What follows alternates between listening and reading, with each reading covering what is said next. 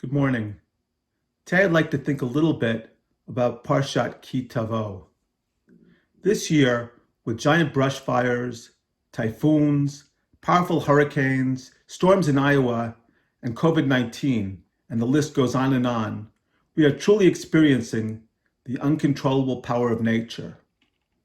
What we can control, however, is the empathy and sense of obligation to help all the people that have suffered. That, I think, is what it truly means for humans to be created in the image of the divine. We human beings often seem to have a propensity to place all our focus on materiality, viewing it as all important and under our control. This blindness leads both to an arrogance about a world, which in many ways is actually uncontrollable, and also leads to a failure to perceive the spiritual and the transcendent. Tavo, this week's Parasha, is a reminder that our tradition calls into question our arrogant assumption of power, and it also calls for a very different valuation of that which is truly important. The Parasha begins with a reminder that God, not humanity, is the creator and vivifier of all that exists.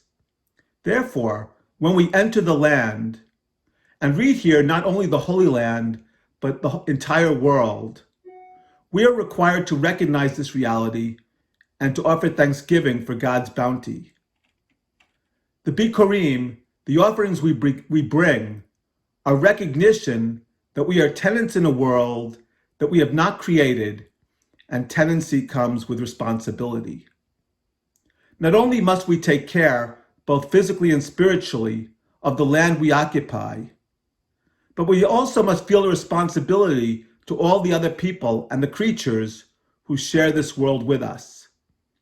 Feeding the stranger, the widow, and the orphan is part and parcel of fulfilling this obligation.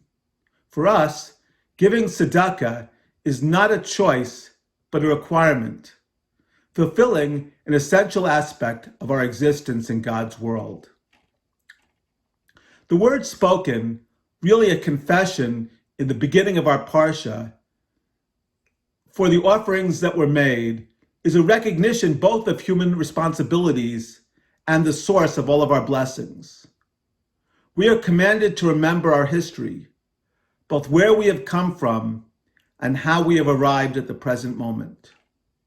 We were wanderers and slaves, saved by the divine, and brought to a land of milk and honey.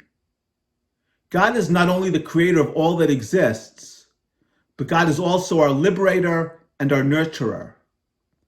As we remember, we not only give thanks in recognition of the divine, but are also asked to learn from the events of our past.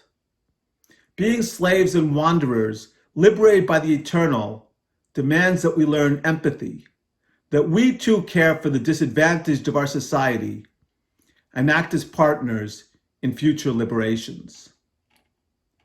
The command to remember is a great teacher of respect.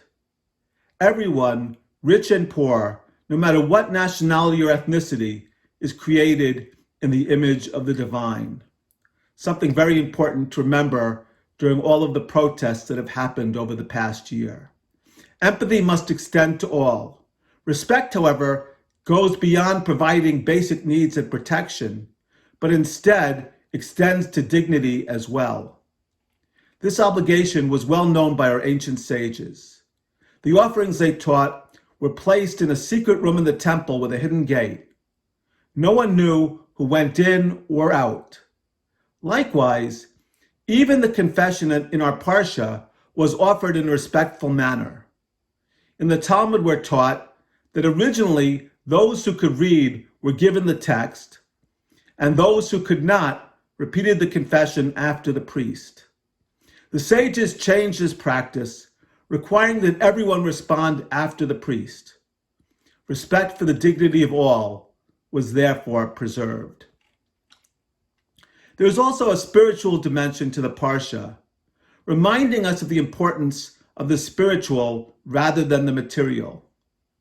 Mystically, Entering the land symbolizes the joining of body and soul.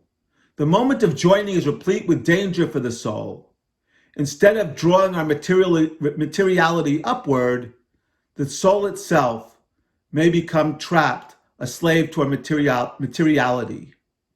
Constant reminders of the divine present, the soul's true essence, are necessary to ensure upward movement. The soul has the power to lead its body to holiness through mitzvot and contemplation of God. Indeed, it was created and engendered into the body just for this purpose. We can be slaves to the narrow material existence represented by Mitzrayim, Egypt, or we can realize the essential divine unity and break free from all constrictions, represented as we enter Eretz Yisrael, the land of God, indeed realizing that the entire world is a land created by God. Shabbat Shalom.